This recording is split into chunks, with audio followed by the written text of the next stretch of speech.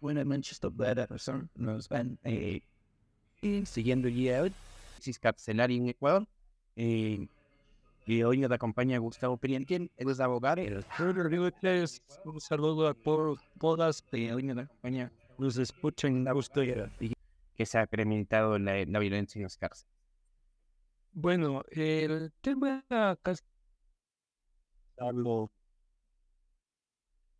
profundamente desde muchísimos años atrás. En lo que está pasando ahora, pues sin duda es la consecuencia de una serie de medidas que tienen que ver con una política punitiva de parte del Estado en general en cuanto a el control social o supuestamente el control de la delincuencia, ¿no es cierto? Históricamente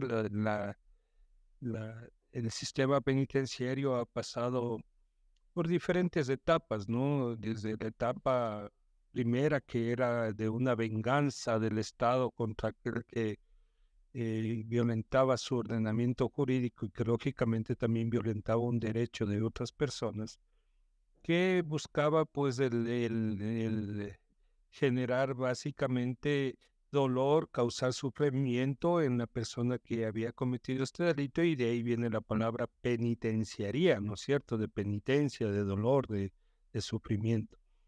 Pero posteriormente, producto de una serie de avances en el pensamiento y sobre todo también de avances en los derechos humanos en general de la sociedad, se ve que el fin de la pena tiene un fin resocializador, de reinserción social, de rehabilitación social, y ya no solamente de castigo, y eso ha configurado que se den una serie de medidas, de políticas, inclusive de infraestructura, que permita que las personas durante este tiempo de detención hagan dos cosas fundamentalmente. Las leyes, las reglas mínimas de tratamiento de los reclusos, o las conocidas como reglas Mandela, te señala que el objetivo tiene que ser que las personas que hayan cometido un delito tengan o adquieran las capacidades para poder salir y ejercer una profesión, un arte, un oficio que les permita vivir dignamente, y lo otro también que tengan la voluntad de hacerlo. Entonces implica una serie de trabajos, tanto de capacitación como también de formación y de educación de las personas que están en un sistema penitenciario. Esto se venía haciendo. No nos olvidemos que el sistema penitenciario en Ecuador siempre fue catalogado como uno de los sistemas más complejos que habían en Latinoamérica.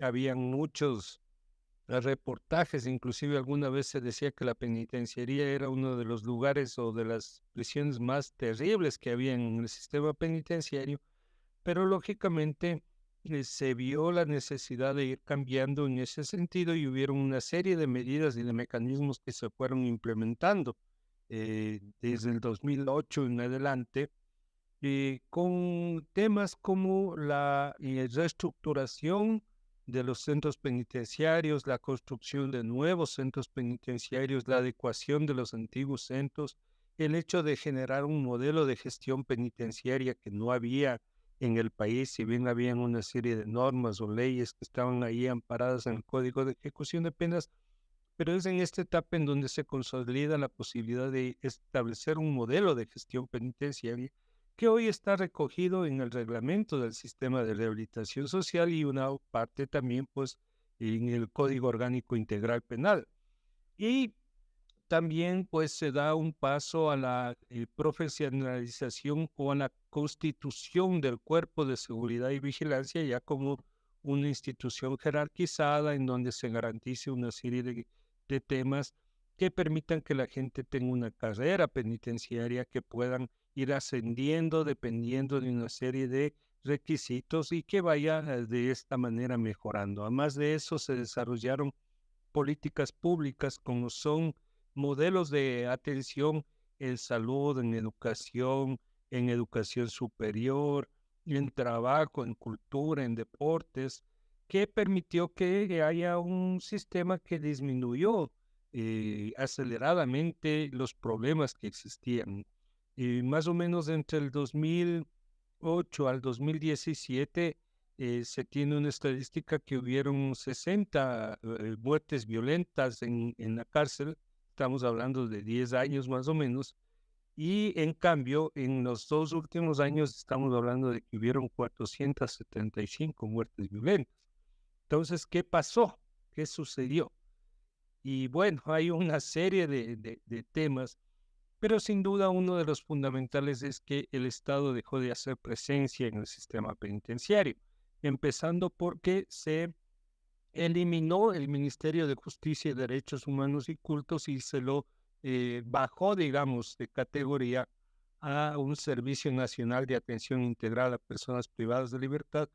Y no es solamente el nombre, no es solamente el cambio, es una serie de cosas, porque un ministerio tiene otro tipo de mecanismos, tiene mayor presupuesto, tiene mayor presencia e importancia política, y eso fue debilitando sin duda el tema de rehabilitación social. A esto se unió la disminución del personal en todo el sector público, ¿no es cierto?, que se dio a partir del 2017, 2018, que hizo que se disminuya aceleradamente el número de profesionales en los centros penitenciarios, que anteriormente pues habían psicólogos, trabajadores sociales, educativos, laboral, había personas que se encargaban del área cultural, del área de deportes, y se fue reduciendo a un mínimo. Entonces, actualmente los funcionarios básicamente se dedican a llenar papeles para los diferentes procesos judiciales, pero muy poco se hace en lo esencial,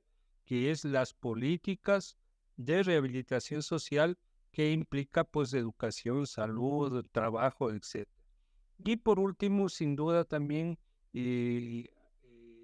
no se puede dejar de atender que uno de los elementos también que desarrolló mucho este problema que actualmente tenemos es el problema que hubo con la pandemia. En la pandemia, los privados de libertad casi no tuvieron visitas un año, ¿no? Un poco más, inclusive producto de evitar, ¿no es cierto?, que ingrese un contagio, pero sin duda esto también generó una serie de problemas emocionales, psicológicos y también de reducción del personal, de la presencia del personal de seguridad en los centros, que fue el caldo de cultivo para que se vayan desarrollando estas bandas o estos grupos de delincuencia organizada que actualmente pues están controlando los centros penitenciarios a nivel nacional. También hay que tomar en cuenta otro tema, ¿no? Habían en el país una serie de organizaciones juveniles que muchos le hablaban de pandillas, nosotros preferíamos hablar de grupos juveniles urbanos, como los Latin Kings, los Nietas, habían una serie de organizaciones que con quienes se entró en un proceso de inserción, digamos, en donde se les dio posibilidades, talleres, cursos, una serie de cosas, que eso también a partir del 2018 se abandonó y estos muchachos jóvenes, en su mayoría, pues dejaron de tener una alternativa y fueron objeto de reclutamiento por estos grupos de delincuencia organizada y ahí ahora vemos un poco las consecuencias de eso. Entonces, en síntesis, ha sido una causa general del desmantelamiento de la presencia del Estado en el sistema penitenciario y de ahí viene pues este tema, ¿no? Cuando no hay alguien que ejerce, digamos, el control y la autoridad, pues vendrá otro sector a ejercerla y actualmente es lo que tenemos en estos centros penitenciarios. Comprendo vos, o sea, por un lado son razones a la interna, o sea, de la falta de la presencia y del trabajo del Estado a la interna de los centros de detención, y al mismo tiempo también tú comentas que tiene que ver con el resto de la sociedad, o sea, cómo el Estado no llega a cumplir y a garantizar ciertos derechos y ciertos servicios, razones por las cuales los jóvenes se ven obligados, o no sé si ven obligados, se aprovecha esta vulnerabilidad de los jóvenes para reclutarlos. Después de esta reducción de presupuesto, después de esta reducción de voluntad de parte del Estado hacia el Sistema Nacional de Rehabilitación Social. ¿Qué es lo que se alcanza a hacer dentro de la función pública hoy en día para mantener un poco la situación y que no pase a mayores? Bueno, sí, yo creo que es complejo porque lo que se hace es poco mientras haya una situación en la cárcel de dificultad, inclusive en el ingreso de los funcionarios, en el ingreso de las autoridades hacia los centros penitenciarios. Es complejo que se desarrollen una serie de actividades que deberían hacerse. Y es un poco, la cárcel siempre ha sido el reflejo de lo que es la sociedad, ¿no? Nosotros vemos cómo en las cárceles hay mucha inseguridad y también cómo en la sociedad hay mucha inseguridad. Cómo en las cárceles se ha disminuido el personal que desarrolla políticas de salud, que es lo mismo que pasa a nivel general, ¿no? Menor personal médico, menor personal de seguridad, menor número de personal también de educación. Y eso ha generado que muchos jóvenes, muchas personas, pues no tengan una alternativa y, como digo, sean objeto fáciles del reclutamiento de estas bandas organizadas. Entonces, la cárcel siempre será el reflejo de la sociedad y se requiere pues todo un trabajo conjunto para poder retomar básicamente el control, pero el control no implica violencia o no implica autoritarismo, el control implica que busquemos desarrollar unas políticas de convivencia pacífica, que la gente se dedique a hacer actividades, que se lo hacía. Nosotros recordaremos más o menos en esa época, 2014, 15, que se implementaron los nuevos centros regionales, pues la gente estaba dedicada a hacer actividades. Había un montón de personas que estaban acabando la universidad, grupos de música, grupos de danza, de cultura. La gente estaba haciendo actividades. Y entonces, y hoy pues se trata de hacer lo posible, lo que está al alcance, pero mientras no se logre realmente desarticular estos grupos de delincuencia organizada, la situación se va a poner bastante complicada. Yo creo que es un tema que hay que analizarlo, que implica el trabajo conjunto de la sociedad y que implica una decisión también desde el Estado, desde el gobierno de incrementar una serie de temas, de políticas que permitan esto. Es lo mismo que decíamos pasa en la sociedad, ¿no es cierto? Si es que se disminuyen las políticas sociales, las políticas de educación, de salud, pues vemos también cómo el delito va en aumento a nivel general. Pasa igual en los centros penitenciarios, en donde si no hay alternativas de ocupación positiva del tiempo, pues también es caldo de cultivo de los eventos de violencia y los eventos delincuenciales. Comprendo, Gus. Otra de las cuestiones de las que se comenta mucho en las calles y demás es que hasta cierto punto los centros de rehabilitación están convirtiéndose en lugares donde se profundiza el nivel eh, de posibilidad delictiva de muchos PPL, ¿no? Dicen que básicamente a las cárceles van a profesionalizarse como parte de las bandas delictivas y demás. ¿Qué tan cierto termina siendo esta situación?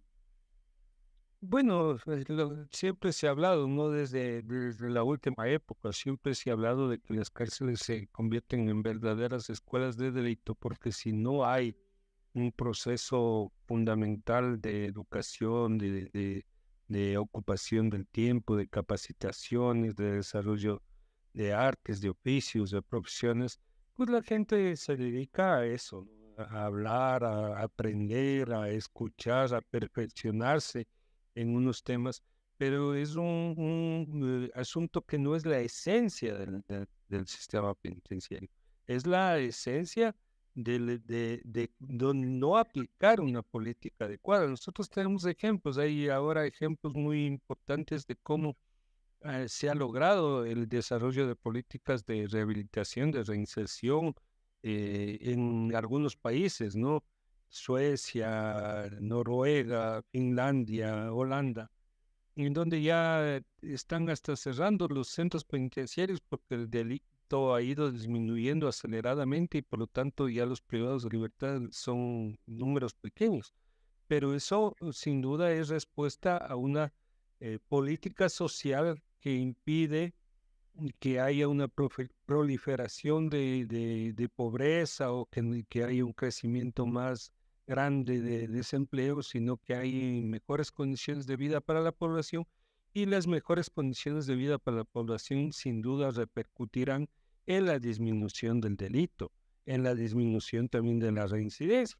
Y a esto va acompañado de una serie de políticas en esos países que han permitido realmente hacer un trabajo personalizado con los privados de libertad, con un acompañamiento post-penitenciario, inclusive que y que eso ha permitido, pues sin duda, disminuir la situación del delito y de la reincidencia.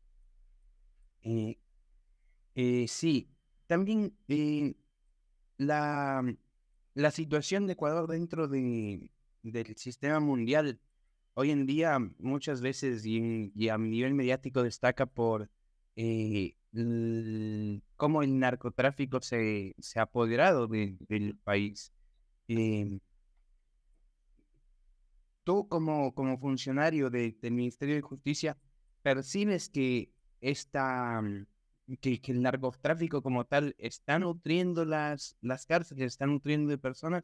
¿O cuáles son las razones por las cuales se tiene también una crisis carcelaria a nivel demográfico, a nivel de que las cárceles están demasiado llenas, a nivel de que el nivel abastece? ¿Por qué crees que será esto? El tema del narcotráfico es un tema que en el Ecuador ha estado desde hace muchísimos años. Igual que en el Perú, igual que en Colombia, igual que en Perú, en México, Centroamérica. El tema es que hoy se habla de que hay una agudización en ese sentido. Pero a mí me parece que es más bien un tema de confrontación de pequeños mercados de narcotráfico, sobre todo del tema de las plazas del microtráfico, las que han generado esas disputas al interior de los centros. Grandes cárteles de droga no les interesa lo que pase o deje de pasar en las cárceles. Tal vez les interesa como un medio de distracción para que mientras están viendo qué es lo que pasa ahí, por otro lado sigan pasando las toneladas, ¿no es cierto? Entonces, yo realmente no creo que haya un interés muy grande de los grandes carteles de droga en lo que pasa al interior de los centros. ¿Qué grado de poder o de control puedes desarrollar ahí? Yo no le veo que sea, a ellos les interesa otras cosas y más bien son temas más bien locales de disputas de poderes en donde ven quién controla o deja de controlar un pabellón. O sea, no es un espectro grande, no es un tema de interés político, geográfico, estratégico.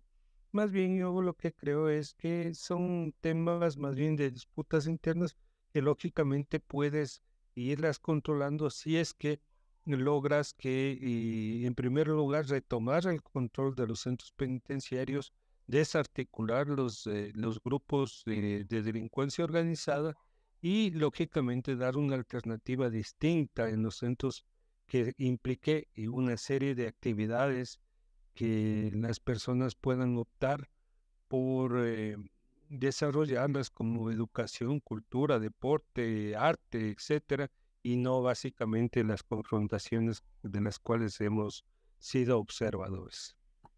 Eh, y sí, la verdad es que me parece que el objetivo de la organización social es principalmente otorgar a las personas las oportunidades de aprender nuevas habilidades, de emplear estas habilidades en la consecución de su vida, en la consecución de un trabajo por fuera. Y es el modelo al que desde mi perspectiva se debe apuntar, ¿no? También comentar que nosotros como medio, como Indie Media y como Ecuador Today, como medios militantes, tenemos la posición bastante clara frente a esta situación, una posición anticarcelaria, una posición en la que creemos firmemente que este sistema punitivista no es la solución a los problemas y nos enfrentamos con realidades que a mi parecer son muy complejas. ¿Cómo tú leerías desde la realidad histórica y social del Ecuador situaciones como las que se viven en El Salvador, que incluso mediáticamente se está intentando como normalizar o poner como ejemplo frente a lo que se puede hacer en temas de rehabilitación social? Mira, ese es un tema que ha generado bastante polémica, ¿no es cierto? A nivel general, tú puedes ver y sin duda, pues el populismo penal que busca utilizar la represión como único mecanismo de control social o de disminuir el delito, es un fenómeno que tiene efectos inmediatos, pero que no tienen una sostenibilidad en el tiempo. Porque igual en El Salvador, sin duda, ha habido un trabajo importante de control de estos grupos de delincuencia organizada, que en esa época, bueno, que en ese lugar se llamaban pandillas, pues las maras y todas las denominaciones han sido controladas, pero también creemos que el control que se debe dar, sin duda, con la fuerza del Estado, de sus fuerzas, tiene que tener un parámetro claro, que no es un parámetro que se le ocurre a alguien, sino que es un parámetro que está establecido por las Naciones Unidas. O sea, tú tienes que desarrollar cualquier tipo de actividad enmarcado en el respeto de los derechos humanos y en el debido proceso. Entonces, hoy se está enterando uno de que hay muchas personas que han sido detenidas por tener tatuajes, supuestamente porque son parte de las maras, y como no ha habido un debido proceso, pues están ahí purgando condenas que no tendrían por qué hacerlo. Se ha oído también pues que a las personas privadas de libertad se les tiene en pantalonetas, sin zapatos, sin colchón, sin cobijas, que se les da de comer solamente una vez al día, que son cosas que son violentadoras de los derechos humanos y que en ningún momento es el hecho de que eso va a mejorar o va a permitir que se corrijan los problemas. Lo que va a generar es una serie de personas enfermas y muertas, privadas de libertad, y a la final el Estado va a tener que invertir mucho más en la atención, en el caso de que le interese atender. Pero lógicamente existen organismos de derechos humanos internacionales que están generando pues, sus alarmas hasta esta serie de cosas, o también el hecho de que decían que si quieren que les den la comida a las personas privadas de libertad, tienen que los familiares depositar una cantidad de $148, me parece que eran mensuales, para que puedan darles la comida, cuando es una responsabilidad del Estado garantizar, ¿no? Porque así como tiene el Estado la posibilidad de encarcelar a una persona, tiene que proveer de los materiales. Es más, la ley y las normas internacionales dicen que el castigo es básicamente la privación de libertad, no cosas adicionales, no tortura, no penas crueles, no penas inhumanas o degradantes. Entonces, en ese sentido, a mí me parece que hay un exceso del uso de estas medidas que a la final van a traer algún tipo de consecuencias en un mediano plazo que no va a permitir. Yo creo que se puede controlar a estos grupos, pero enmarcados en el respeto de los derechos humanos y del debido proceso. Comprendo. Y el Ecuador actualmente también está pasando por un proceso político un poco apresurado y que de una otra manera no lo vimos venir o no lo esperamos. Son estas elecciones anticipadas. Desde tu perspectiva, el fin de este gobierno y el cambio hacia un nuevo gobierno, ¿qué posibilidades abre con respecto a un nuevo trabajo, a un trabajo más efectivo en términos de rehabilitación social? Bueno, yo creo que sin duda el nuevo gobierno que venga va a entender que uno de los elementos más complejos que tiene ahorita nuestro país es la situación carcelaria. y sin duda creo que se van a tomar las acciones determinadas para solucionar este tema. Esperemos pues que venga las soluciones desde un proceso de análisis, de debate, de investigación y de decisión que convoque a diferentes sectores, ¿no? Que convoque a la academia, que convoque a los organismos de derechos humanos, a las fuerzas de seguridad, al Consejo de la Judicatura, al Estado en general, porque no es un tema solamente de una institución. Este problema de las cárceles ya trascendió, ya no es un problema de quien dirige el sistema penitenciario, es un problema del Estado en general y eso implica una respuesta conjunta del Estado, pero que debe ser analizada en base a experiencias que ha habido tanto en el Ecuador como en el país y en todo el mundo para enfrentar estas crisis y lógicamente retomar el control de los centros. Yo creo que cualquier opción política que gane el nuevo proceso electoral va a tener que intervenir de una forma sumamente integral para acabar que ha sido un problema que le ha generado una imagen de lo peor al Ecuador, ¿no es cierto?, ante todo el mundo, en donde pues el tema de las crisis y de las masacres ha trascendido en la mayor parte de grandes medios de comunicación y en general en la población mundial. Eh, Ojalá así sea. Yo creo que yo también tengo la esperanza de que un nuevo gobierno se ponga un poco más en las pilas, sepa actuar de mejor manera, eh, mucho más comparando con este gobierno que demostró la ineptitud prácticamente en todas las funciones del Estado, incluso abandonando proyectos que para mí cobran mucha importancia. Me comentabas por fuera de aquí en la entrevista que fuiste a visitar al ex penal García Moreno y a ver qué es lo que se puede estar recuperando de este espacio que fue convertido también en un sitio de atractivo turístico, en una especie de museo. ¿Nos puedes contar un poquito más de lo que ha pasado con este espacio?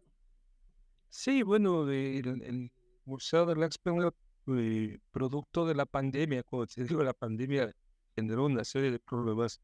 Y ya no siguió el tema del museo y lógicamente, pues, em, y este edificio lastimosamente fue tomado por algunas personas de la calle que ingresaron y generaron una serie de daños a la infraestructura, ¿no es cierto? Que estaba abandonado, lleno de hierbas, lleno de basura, pero ha sido un empeño de las mismas personas que tienen beneficio penitenciario en desarrollar la limpieza del local. Y yo creo que se ha avanzado muchísimo, está ya casi listo, sobre todo la parte del expenal, todavía falta limpiar lo que era antes la cárcel 3 del CDP, pero se está avanzando bien y la idea es retomar y la posibilidad de que la gente pueda ingresar al penal García Moreno a hacer unas visitas guiadas, porque no es solamente el tema de curiosidad, yo creo que ese edificio tiene un gran peso histórico, está ahí la historia, una parte bien importante de la historia de nuestro país, tanto eh, como fue el hecho de que ahí fue asesinado el presidente más importante del Ecuador, que decíamos, ¿no es cierto?, Eloy Alfaro, que estuvieron ahí una serie de personajes también detenidos y que también se convierte en un mecanismo de prevención del delito. Nosotros llevábamos antes a grupos grandes de 30, de 40 jóvenes de colegios de los años superiores y al ver y darse cuenta lo que es una cárcel, sin duda yo creo que eso hace pensar dos veces en el hecho de cometer un delito, ¿no es cierto? Entonces era un mecanismo también de prevención y que debería ser retomado y desarrollado. Espero yo que las autoridades, pues, sean del municipio, sean del gobierno central, valoren la importancia histórica que tiene este edificio y se lo pueda rescatar. Ahí se puede hacer un museo de la memoria, se puede hacer un centro cultural, se puede generar un atractivo turístico. Y te cuento anécdotas, hasta ahora hay un montón de gente que quiere ir. Este día jueves que fuimos no, el día jueves fuimos con un grupo de 50 estudiantes de psicología de la Universidad Central que van a hacer las prácticas profesionales en nuestra institución. Fueron una cosa increíble y una persona extranjera, alemana me parece, fue, por favor déjenme entrar, yo quiero conocer. O sea, realmente es atractivo para el turismo y por eso yo creo que hay que darle la importancia de vida para poder rescatar y ponerla en funcionamiento, que es un poco el objetivo.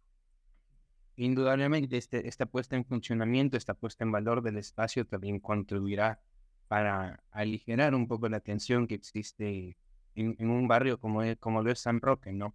Siempre caracterizado obviamente, por la presencia primero de los comerciantes y en segunda instancia por situaciones así de peligrosidad delictiva que ha caracterizado el espacio tanto para bien o para mal. Un poco para ir cerrando, Gus, agradecerte la presencia. De mi parte también felicitar aquella función pública, el servicio público que se nota que está comprometido con el respeto a los derechos humanos en el marco de los procesos de rehabilitación social. Y pedirte si tienes algunas últimas palabras para compartirnos antes de terminar esta entrevista, o algo más que comentarnos, o hacernos alguna otra invitación, y el espacio está abierto. Cuéntanos. Y bueno, algunos temas. Uno, el que me parece es importante ratificar que en las cárceles están seres humanos. Pese a todo lo que podamos ver, a veces inclusive a unas actitudes salvajes, terribles, ¿no? Como llegar a decapitar, como llegar a desmembrar, no son hechas por la mayoría de la gente. La mayoría de las personas que están privadas de su libertad son gentes que han cometido un error producto de la sociedad, de la pobreza, de la falta de oportunidades. Hay un pequeño grupo de violentos, pero lastimosamente hoy ese pequeño grupo de violentos están manejando, controlando.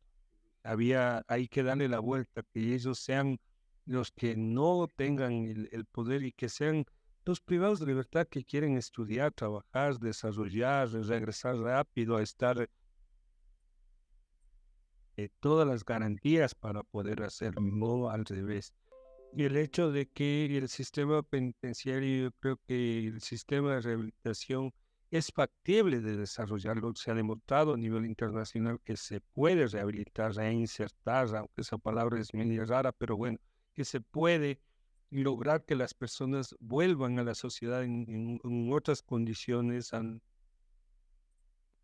nadie, en lograr mejorar y que sin duda también el mejorar la situación de vida de la gente y de la población, de la sociedad, va a disminuir es por eso fundamental que se elija gobiernos que tengan un compromiso real con la gente, con los sectores más empobrecidos y que sin duda esto va a disminuir y va a repercutir en la seguridad de toda la población y que no estemos como hoy con susto de salir a la tienda, sino que retomemos pues una sociedad más segura y que por lo tanto tengamos mejores condiciones de vida para tener un país atractivo, no solamente para quienes vivimos acá, sino también para este turismo que ha sido ahuyentado realmente por todo lo que se ve y lo que se oye. Indudablemente creo que ese es el objetivo, ese es el interés que tenemos todos nosotros como medios, las organizaciones, las instituciones del Estado y también la sociedad en general, a juntar a una sociedad en la que no sea necesario justamente delinquir, porque se tienen cumplidas las garantías, se tienen cumplidos los derechos y se tienen cumplido el trabajo de parte del Estado. Nuevamente, Gus, agradecerte, comentarte que este espacio siempre está abierto para cuando quieras venir a compartir tus perspectivas y sería otra ocasión, Gus. Muy buenas noches y estamos en contacto. Sean con nosotros, tendremos más entrevistas. Genio.